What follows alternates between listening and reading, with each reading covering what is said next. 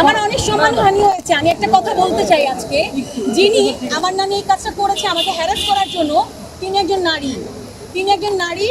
তার স্বামীর ক্ষমতা দেখিয়ে আমার সাথে এটা করেছে এবং সে আমাকে অনেক ধরনের হুমকিও দিয়েছে। সেগুলো আমি সামনে হয়তো প্রদান করবো, আপনাদের সামনে জানাবো। কিন্তু একটা কথা বলতে চাই যে আমি ২৭,০০০ টাকা একটা শাড়ির জন্য আমি নাকি আত্মসাৎ করেছি। আমি ১৫ বছরের আমার ক্যারিয়ার, এটা আসলে কারো কিন্তু কাম্য না যে আমি একটা শাড়ির জন্য আদালতে আসি, তাই না ভাইয়া? আমার কাছে মনে হয় তারও একটা মেয়ে আছে, তারও একটা জীবন আছে, সেও একজন নারী। তো এই জায়গা থেকে আসলে কারোর জন্য কাম্য না। আর কেউ যাতে এভাবে হ্যারাস না করে, আর আমরা যাতে আইনের একটা ন্যায় বিচার পাই, এটাই আমার। এবং আমি বলে লিগ্যাল নোটিসের পরে কোনো অ্যানসার করিনি। আমার কাছে প্রমাণ আছে, আমি তাকে ফোন করেছি এবং আমি বলতে চাই যে আমার নামে মামলা করেছে, আমি তাকে চিনি না।